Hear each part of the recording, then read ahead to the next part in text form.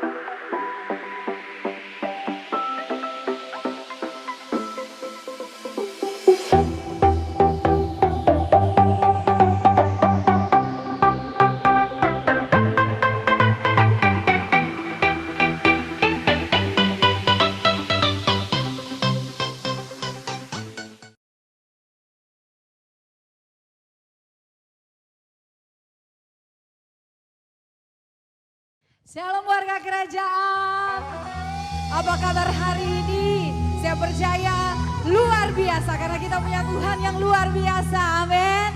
Mari tundukkan kepala, kita berdoa. Kami merayakan sukacita karena kami punya Tuhan yang luar biasa dalam hidup kami. Penyertaan-Mu sungguh sempurna dalam kehidupan kami.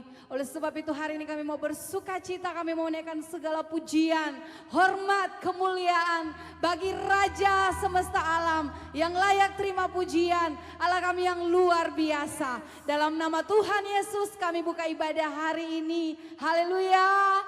Amin.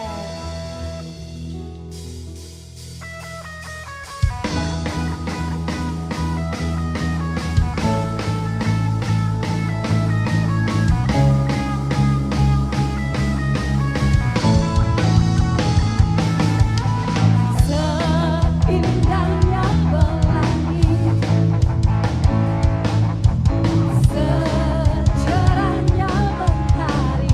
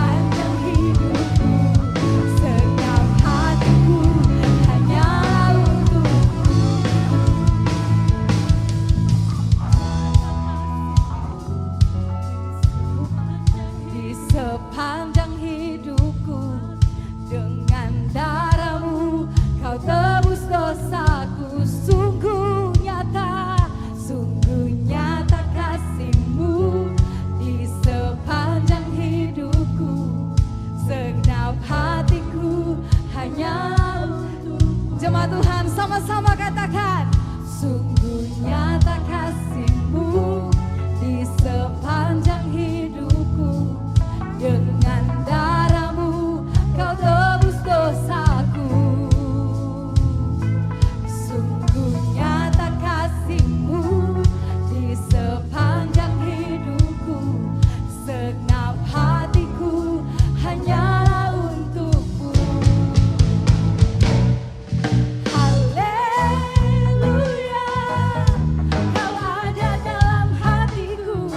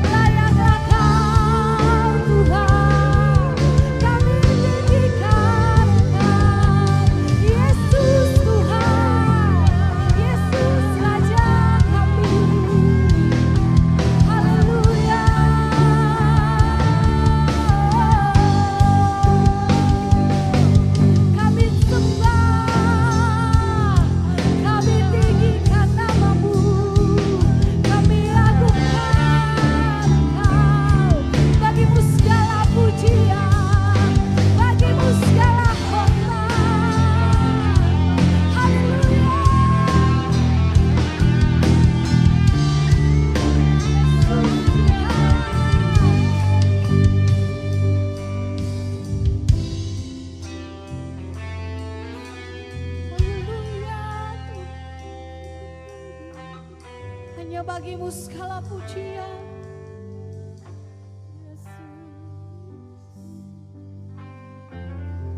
Yesus Tuhan. Segala pujian. We give you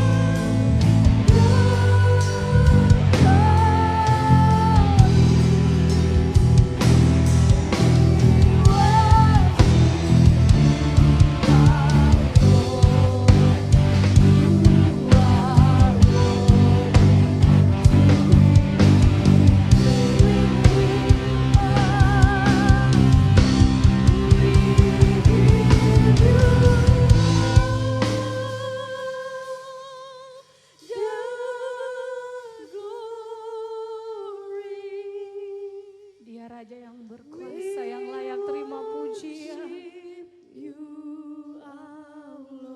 Mari naikkan suaramu. Satu-satunya yang layak disembah. We give you all. We give you all.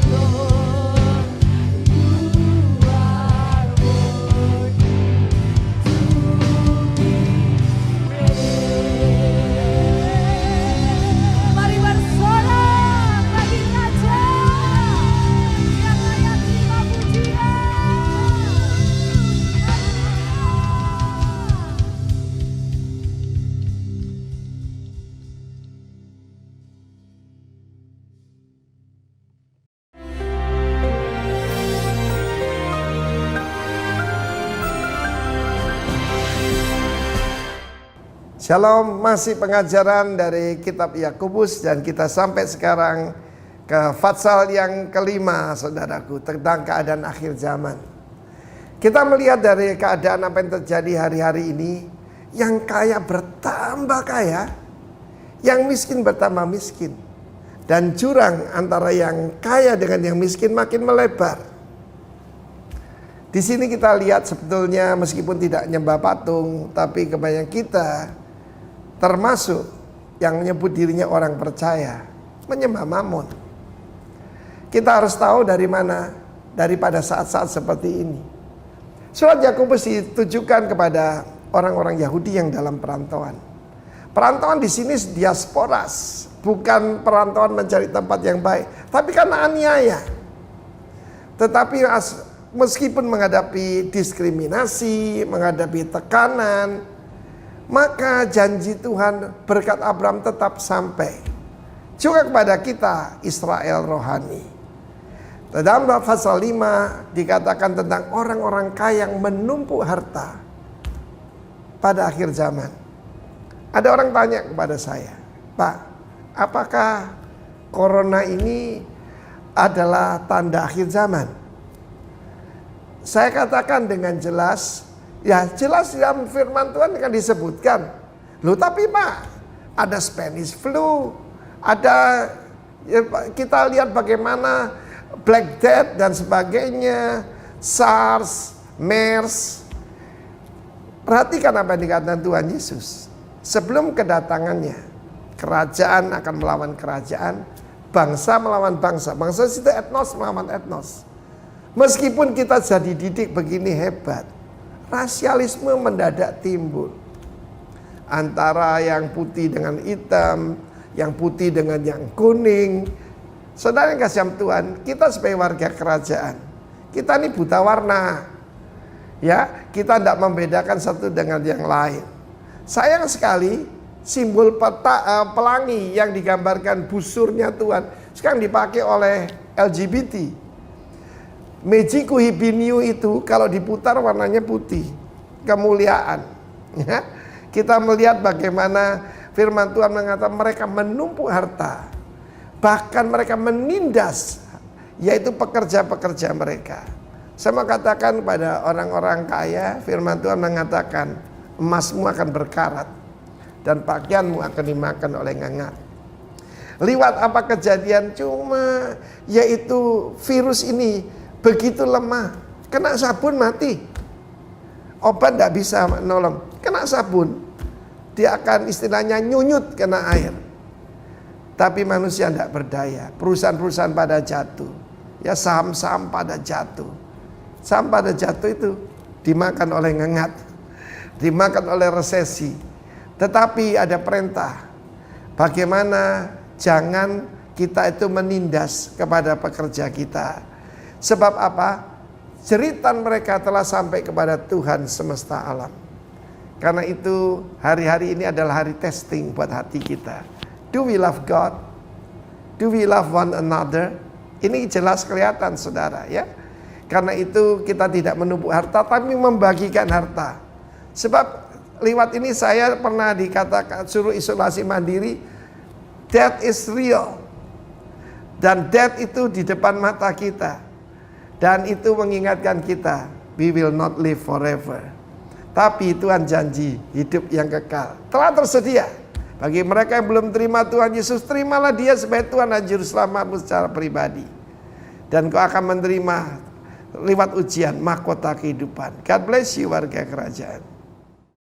Kita akan mendengarkan kebenaran firman Tuhan, mari kita berdoa. Engkau Allah yang luar biasa Tuhan, Engkau Allah yang dahsyat, Engkau Allah yang ajaib. Pagi hari ini Tuhan, kami akan mendengarkan kebenaran firman-Mu. Mari Tuhan, berbicaralah atas kami.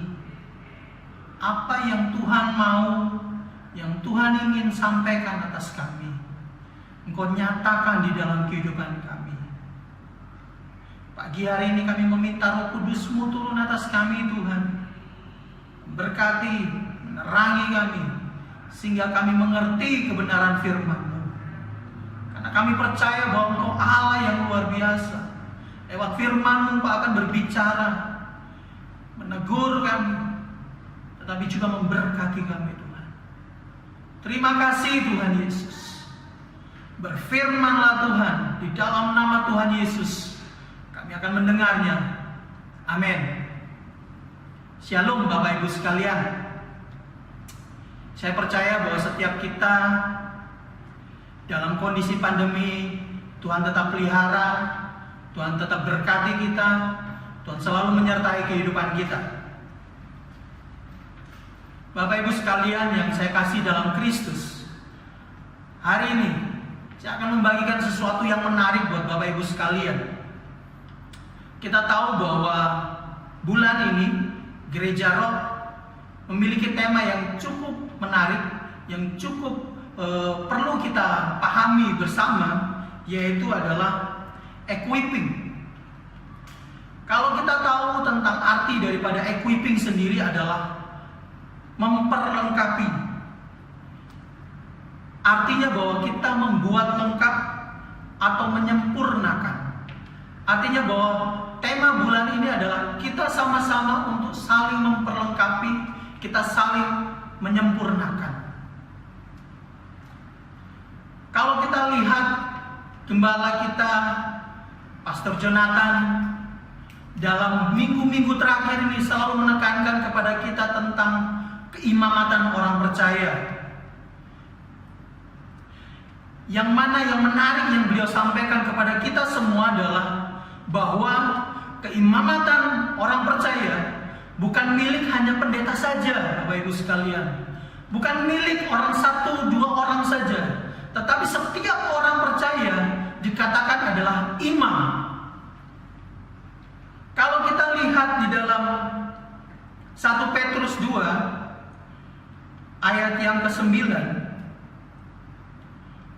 saya akan bacakan buat Bapak Ibu sekalian. Dikatakan, kamulah bangsa yang terpilih, imamat yang rajani, bangsa yang kudus, umat kepunyaan Allah sendiri. Artinya bahwa begini, setiap kita yang dipanggil Tuhan, yang mendapat panggilan daripada Tuhan, yang meresponi panggilan Tuhan, dijadikan imam. Imam bicara tentang pemimpin. Imam bicara tentang leadership. Artinya bahwa setiap kita orang percaya, kita adalah imam, kita adalah pemimpin. Banyak orang berkata, oh saya bukan pemimpin karena saya tidak punya pengikut. Tetapi perlu saya kasih tahu kepada Bapak Ibu sekalian, even Bapak Ibu bukan seorang pemimpin di antara banyak orang, tetapi Ibu adalah seorang, atau Bapak adalah seorang pemimpin bagi diri sendiri. Artinya bahwa setiap kita sebenarnya ditakdirkan untuk menjadi seorang pemimpin, menjadi seorang imam.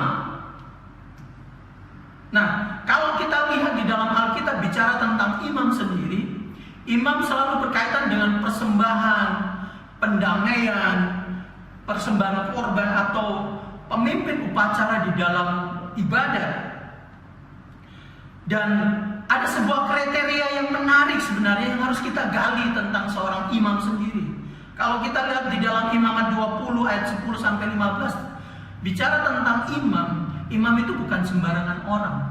Artinya bahwa setiap orang percaya dipanggil menjadi murid Kristus, menjadi orang Kristen, itu tidak sembarangan. Jadi bukan cuma sekedar jadi orang Kristen saja, tetapi kita dituntut untuk menjadi imam. Kita memang dipanggil untuk menjadi seorang imam. Dan imam adalah orang kudus. Pertanyaannya adalah, kalau kita kaitkan dengan tema kita bulan ini bicara tentang equipping, memperlengkapi. Saya kaitkan dengan imam. Apa sih yang menarik atau karakter apa sih yang harus dimiliki oleh seorang imam? Dikatakan dia untuk menjadi seorang imam, apa yang harus dimiliki oleh seorang imam?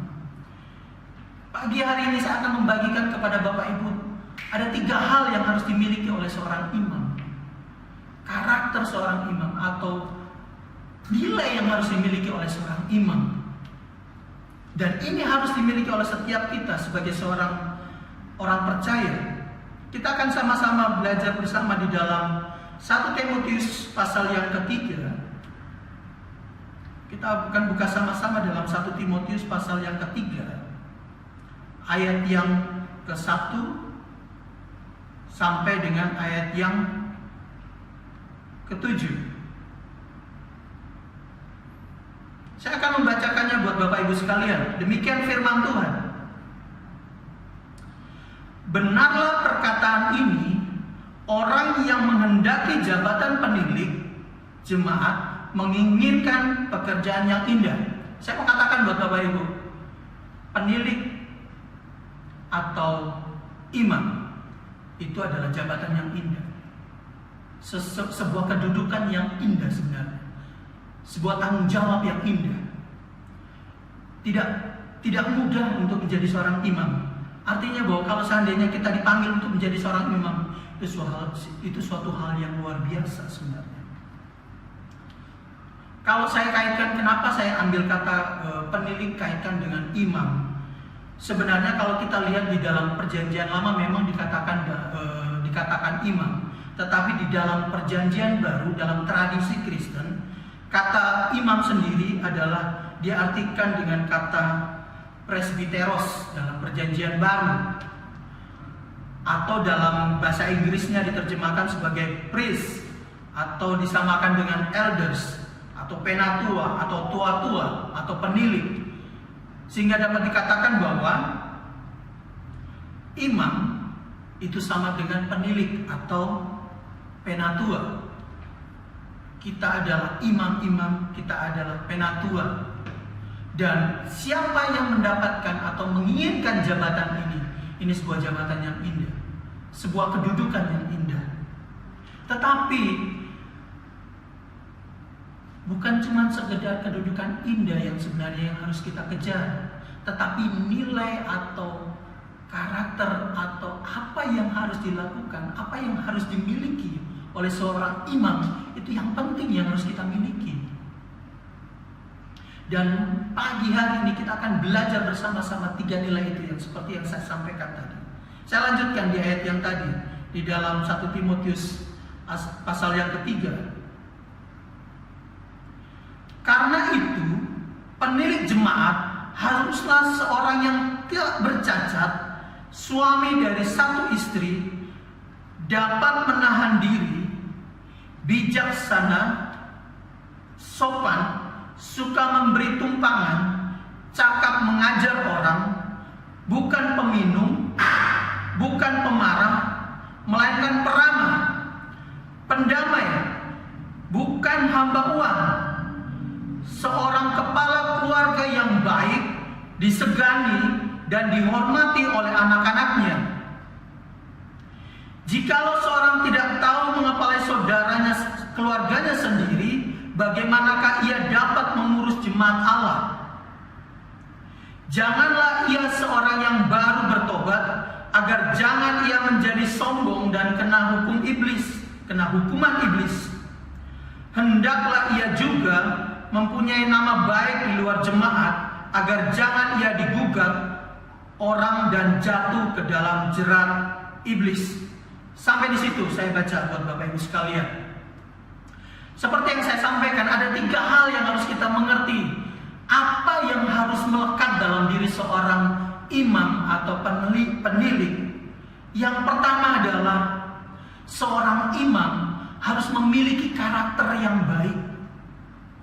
Sebagai seorang percaya yang dipanggil sama Tuhan menjadi orang Kristen,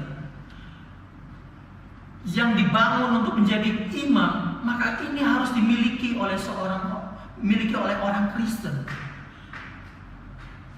Dikatakan di ayat yang ke-2 tadi dikatakan demikian, karena itu penilik jemaat haruslah seorang yang tak bercacat. Artinya bahwa orang yang sempurna, orang yang punya karakter yang baik. Atribut ini yang harus dimiliki oleh seorang imam. Atribut inilah yang harus dimiliki seorang penatua atau seorang penilik. Bukan cuma sekedar status atau jabatan atau menyandang keimamatan, lalu kita melupakan yang namanya karakter. Seorang imam memiliki karakter yang baik, dikatakan orang yang dapat menahan dirinya, bijaksana, sopan, suka memberi tumpangan, cakap mengajar, bukan peminum, bukan pemarah, pendamai dan bukan hamba uang. Ini yang harus dimiliki oleh seorang imam, memiliki karakter yang baik. Kadang-kala kita berpikir bagaimana kita bisa melihat orang ini memiliki karakter yang baik. Saya belajar tentang bagaimana untuk kita mengetahui, dan Alkitab juga menyatakan hal yang sama, untuk mengetahui karakter yang baik dari seseorang tersebut. Kalau Bapak Ibu ingin tahu karakter orang tersebut, lihat dia di rumah. Lihat bagaimana dia hidup di rumahnya, bagaimana dia memperlakukan istrinya kalau dia seorang suami, bagaimana dia memperlakukan anaknya, atau sebaliknya sebagai seorang istri bagaimana dia memperlakukan suaminya maupun anak-anaknya. Maka Bapak Ibu akan tahu bagaimana karakter orang tersebut. Dikatakan di ayat yang ke-5 atau mulai kita ayat yang ke-4, seorang kepala keluarga yang baik disegani dan dihormati oleh anak-anaknya.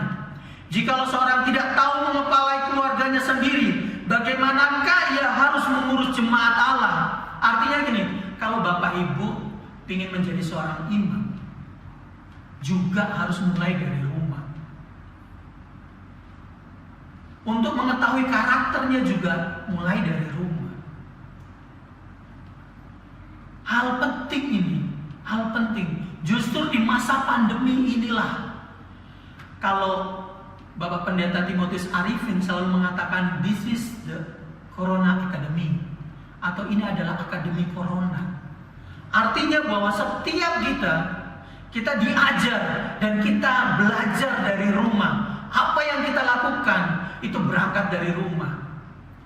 Oleh sebab itu, pagi hari ini saya ingin mengajak Bapak Ibu sekalian, sebagai seorang imam-imam, orang yang dipanggil percaya kepada Yesus, miliki karakter yang baik. Saya tahu punya karakter, untuk memiliki karakter yang baik tidak mudah. Tidak gampang untuk merubah sebuah karakter manusia lama untuk menjadi manusia yang baru. Itu tidak mudah. Tetapi pagi hari ini saya ingin mengatakan buat Bapak Ibu, tidak ada yang mustahil bagi Allah kita. Kita akan baca sama-sama bagaimana caranya kita bisa mengubah karakter kita. Kita baca sama-sama di dalam 2 Timotius 3 ayat yang ke-16. 2 Timotius 3 ayat yang ke-16. Saya akan membacakannya buat Bapak Ibu sekalian. 2 Timotius 3 ayat yang ke-16. Dikatakan demikian. Segala tulisan yang diilhamkan Allah memang bermanfaat untuk mengajar, untuk menyatakan kesalahan, untuk memperbaiki kelakuan, dan untuk mendidik orang dalam kebenaran. Dari ayat ini saya mau katakan buat Bapak Ibu sekalian, untuk merubah karakter Bapak Ibu sekalian, yang pertama adalah Bapak Ibu harus belajar tentang kebenaran firman Tuhan. Ada seorang ahli ilmuwan mengatakan begini, gagasan menghasilkan perbuatan, perbuatan menghasilkan kebiasaan, dan kebiasaan menghasilkan yang namanya karakter. Firman Tuhan harus menjadi gagasan kita. Firman Tuhan harus menjadi fondasi pemikiran kita. Dan yang kemudian berangkat dari gagasan tersebut, dari pemikiran tentang kebenaran firman Tuhan, maka akan menghasilkan yang namanya perbuatan. Dan dari perbuatan yang kita lakukan setiap hari, itu menghasilkan yang namanya kebiasaan. Dan kebiasaan yang kita lakukan terus-menerus, itu akan membentuk karakter kita. Pagi hari ini saya mau katakan buat Bapak Ibu sekalian, Belajar tentang kebenaran firman Tuhan. Renungkan tentang kebenaran firman Tuhan. Kalau Bapak Ibu ingin mengubah karakter Bapak Ibu, manusia lama kita diubahkan, jalan satu-satunya adalah belajar kebenaran firman Tuhan. Renungkan kebenaran firman Tuhan. Itu hal yang paling penting untuk mengubah karakter kita, mengubah kehidupan lama kita menjadi manusia yang baru, manusia yang punya karakter di dalam Kristus. Kenapa kita lama mengalami perubahan demi perubahan? Karena kita tidak pernah belajar tentang kebenaran firman Tuhan. Seharusnya orang Kristen yang sudah lama bertobat, dia harusnya memiliki karakter yang baik. Tapi kenapa karakternya tidak pernah berubah, bahkan bantut, tidak berkembang? Karena dia tidak pernah belajar untuk merenungkan kebenaran firman Tuhan. Pagi hari ini saya ingin mengajak Bapak Ibu, mari kita belajar tentang kebenaran firman Tuhan. Gereja Roh, setiap pagi kita selalu berbagi tentang King's Word. Di situ kita belajar tentang kebenaran firman Tuhan, kita merenungkan kebenaran firman Tuhan. Ada panduan-panduan Alkitab setahun yang kita bisa baca dan kita bisa renungkan bersama. Itu akan membantu kita untuk mendidik karakter kita untuk menjadi lebih baik. Mari Bapak Ibu sekalian, pagi hari ini yang pertama, karakter yang harus dimiliki oleh seorang imam. Ini adalah hal yang pertama yang harus kita miliki. Yang kedua, seorang imam, di ayat yang ke-6 dikatakan, di ayat yang ke-6 di dalam 1 Timotius ayat yang ke-3 dikatakan demikian. Janganlah ia seorang yang baru bertobat, agar jangan ia menjadi sombong dan kena hukuman iblis. Artinya gini, seorang imam adalah seorang yang telah dewasa, bukan orang yang baru bertobat. Artinya bahwa gini, seorang imam adalah orang yang terdidik, seorang imam adalah orang yang belajar, dan dia harus mengalami yang namanya proses. Kebanyakan kita menyukai yang namanya status kedudukan seorang imam, tetapi kita tidak pernah mengalami yang namanya proses. Kita tidak pernah belajar. Seperti yang tadi saya sampaikan, kita tidak pernah belajar tentang kebenaran firman Tuhan. Kita tidak pernah merenungkan kebenaran firman Tuhan. Kehidupan kita jauh daripada kebenaran firman Tuhan. Kita tidak mengikuti yang namanya proses yang daripada Tuhan untuk belajar dari kehidupan sepanjang hari yang kita alami bersama dengan Tuhan. Seorang imam harus memiliki yang namanya kedewasaan rohani. Ini penting yang harus kita miliki. Ini sebagai orang Kristen yang dipanggil. Tuhan selalu berkata, jadi dewasa rohani itu hal yang utama dalam kehidupan kita. Saya ingin membawa kepada Bapak Ibu 3 contoh orang sepanjang kehidupannya. Dia adalah orang yang belajar, dia orang yang bertumbuh, memperlengkapi dirinya dalam pelayanannya dia. Sebelum bahkan sesudah dia tetap belajar. Saya akan ajak Bapak Ibu tentang Yesus sendiri yang pertama, karena dia adalah guru agung kita. Dia dikatakan bahwa Yesus sebelum menjalankan tugasnya, dia pun harus menunggu 30 tahun dia belajar di bawah didikan orang tua dan para imam-imam bangsa Israel pada waktu itu. Artinya bahwa ini, dia tidak mungkin dia bertobat, tetapi dia tidak langsung untuk mengajar. Dia mengalami proses pengajaran pendidikan. Selama 30 tahun dia di bawah didikan ayah dan ibunya. Baru setelah umur 30 tahun dia mulai pelayanannya dia. Ini penting. Kalau kita baca sama-sama di dalam Ibrani 5 ayat yang ke-8.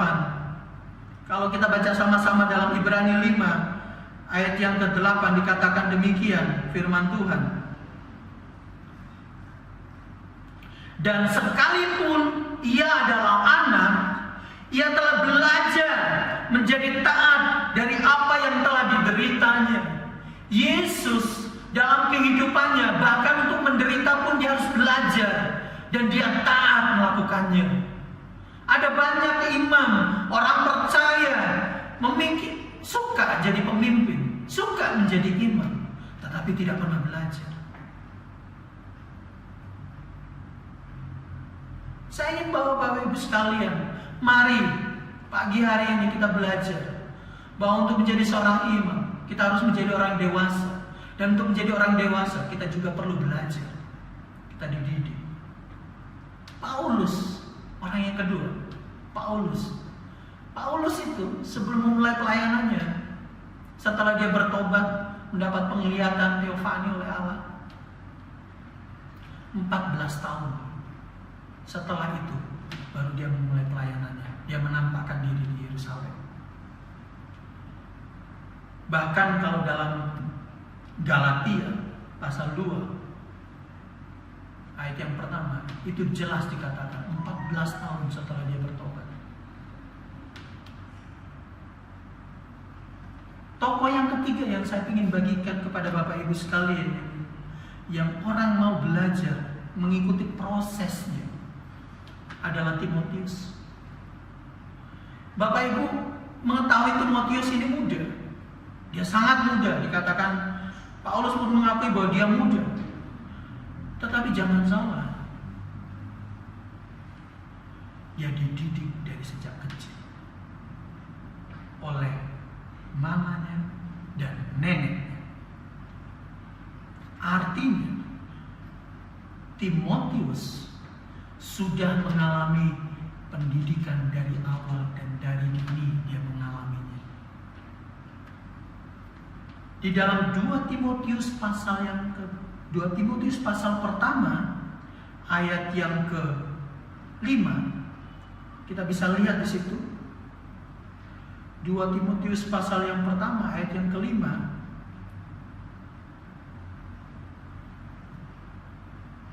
Dikatakan, sebab aku teringat akan imanmu yang tulus ikhlas, yaitu iman yang pertama-tama hidup di dalam nenekmu Lois dan di dalam ibumu Eunike, dan yang aku yakin hidup juga di dalam dirimu.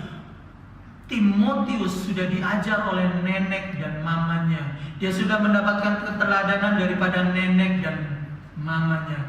Dia sudah diajar oleh Lois dan Eunike. Di dalam kehidupannya dia sudah belajar. Kalau di dalam 2 Timotius 3 ayat 15 dikatakan, 2 Timotius 3 ayat 15 dikatakan lebih jelas lagi, ingatlah juga bahwa dari kecil engkau, artinya dari kecil dia sudah diajar sama neneknya, diajar sama mamanya tentang kebenaran firman Tuhan. Oleh sebab itu saya mau katakan buat Bapak Ibu sekalian, sebagai seorang imam, Anda harus terpelajar, Anda harus dididik dalam proses. Kalau kita tarik ke dalam perjanjian lama, bangsa Israel sebelum masuk dalam tanah Kanaan, tanah perjanjian, dia mengalami yang namanya proses padang gurun. Artinya ada proses di mana sebelum kita mendapatkan berkat, kasih karunia, dan semua hal yang Tuhan janjikan, ada proses yang namanya padang gurun yang harus kita lalui, yang harus kita alami. Dan ini juga yang harus dimiliki oleh seorang imam, seorang pemimpin. Gereja kita tahun ini memiliki tema adalah emerging leader. Artinya melahirkan pemimpin-pemimpin baru. Pemimpin-pemimpin baru dilahirkan bukan secara karbitan, tetapi melalui proses yang baik. Melalui sebuah proses yang memang betul-betul melalui perapian, bara, dicelupin lagi, dibentuk lagi, dibakar lagi, dicelupin, dibentuk lagi, dibakar lagi, sampai dia betul-betul tajam, menjadi sesuatu yang berharga lewat proses. Bapak Ibu sekalian, kita adalah imam. Kita dipanggil untuk menjadi imam. Artinya bahwa setiap kita tidak akan lepas daripada proses. Mari sukai proses. Mari belajar Bapak Ibu sekalian. Mari belajar. Saya percaya setiap kita itu akan pakai luar biasa. Oleh sebab itu, pagi hari ini saya mengajak Bapak Ibu, sukai proses itu. Belajar untuk menjadi seorang imam. Yang ketiga, saya ingin bagikan buat Bapak Ibu adalah seorang imam haruslah menjadi seorang teladan. Kalau di dalam ayat yang ke-7 tadi dikatakan, di dalam 1 Timotius pasal yang ke-3 ayat yang ke-7 dikatakan,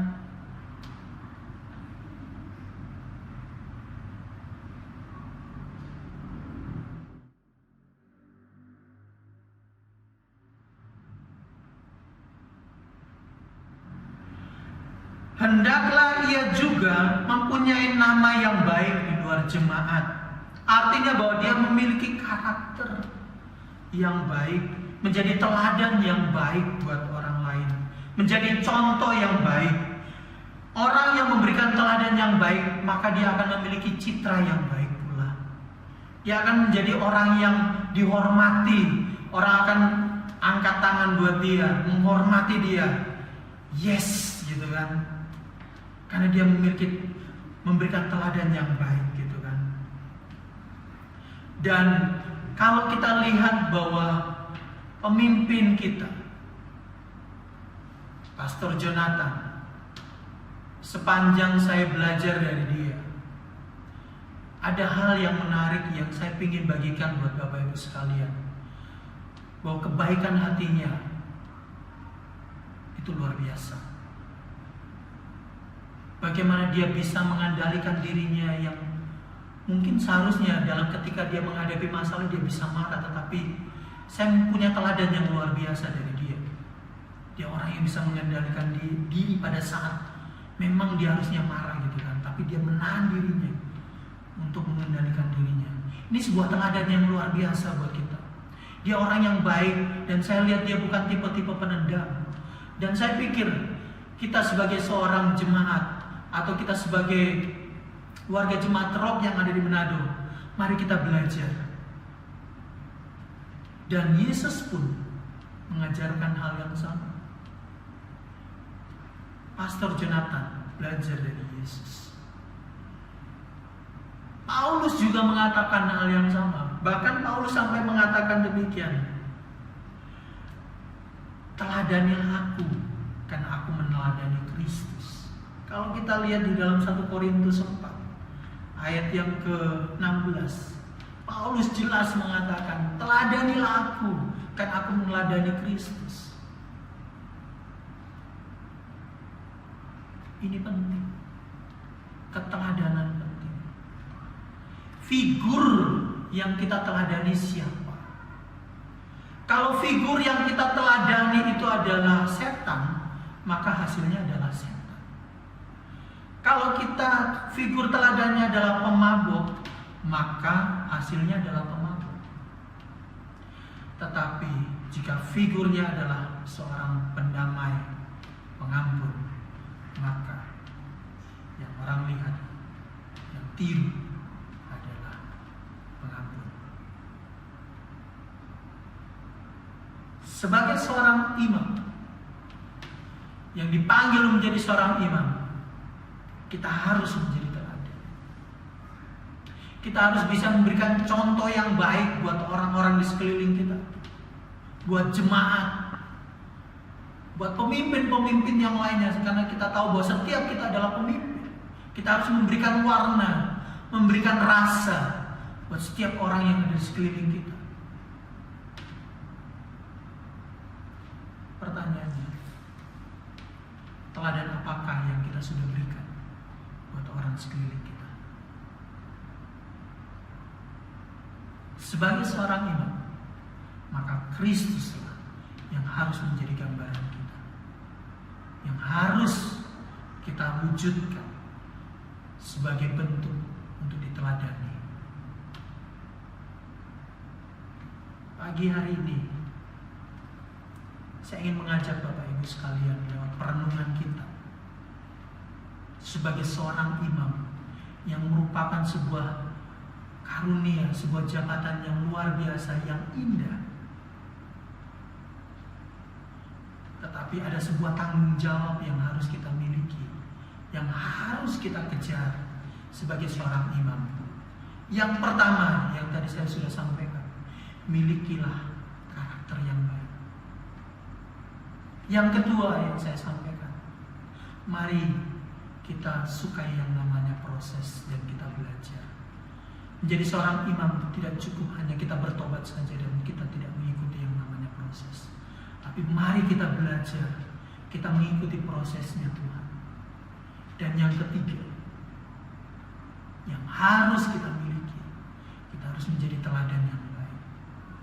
Kita harus menunjukkan Kristus yang ada di dalam diri kita. Karakter Kristus yang ada kita miliki. Untuk orang lain bisa lihat, orang lain bisa teladani dalam kehidupan kita. Amin. Mari kita berdoa. Kami mengucap syukur Tuhan buat kasih karunia-Mu. Kami berterima kasih buat kebenaran firman-Mu Tuhan. Biarlah lewat kebenaran firman kami diajar. Karena Engkau memanggil kami untuk menjadi imam. Tetapi kami bukan imam kacangan Tuhan. Kami bukan imam sembarangan. Kami mau menjadi imam yang punya karakter Tuhan. Karakter Kristus.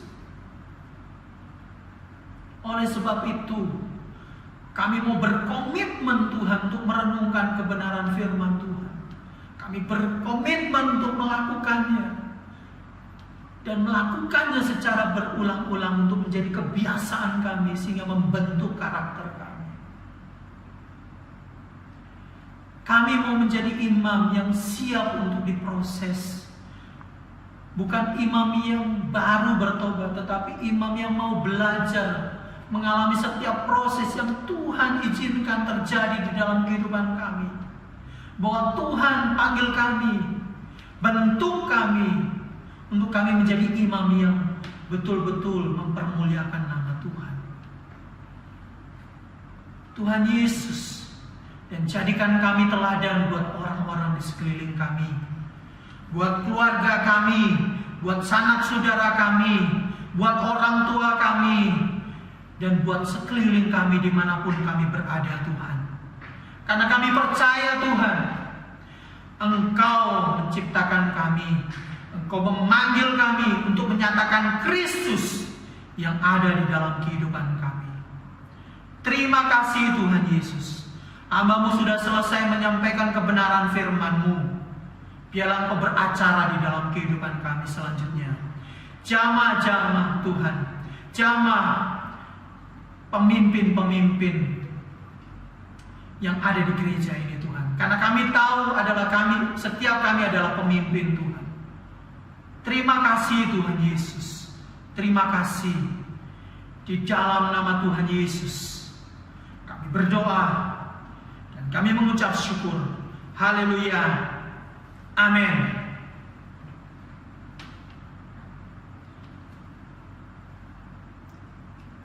Saya akan mengajak Bapak Ibu sekalian untuk kita mengangkat roti dan cawan ini.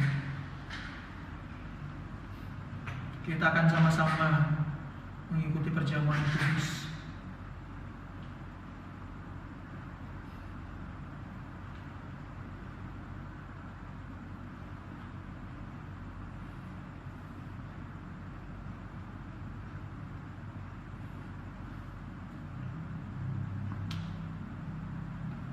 Mari kita angkat roti di atas kepala kita.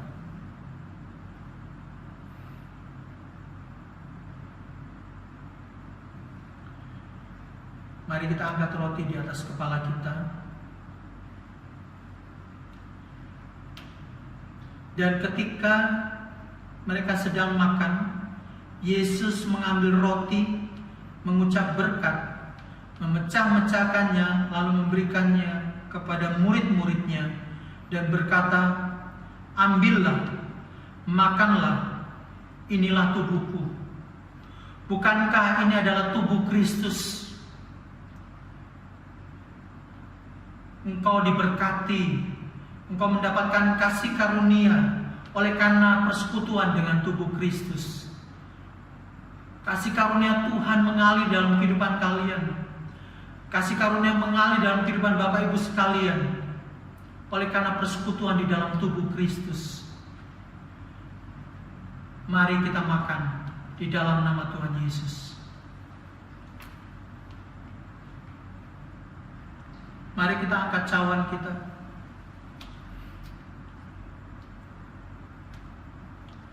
Sesudah itu, ia mengambil cawan, mengucap syukur lalu memberikannya kepada mereka dan berkata, "Minumlah kamu semua dari cawan ini. Sebab inilah darahku, darah perjanjian yang ditumpahkan bagi banyak orang untuk pengampunan dosa." Bukankah ini darah Kristus, darah penebusan dosa buat setiap kita? Mari kita minum bersama-sama.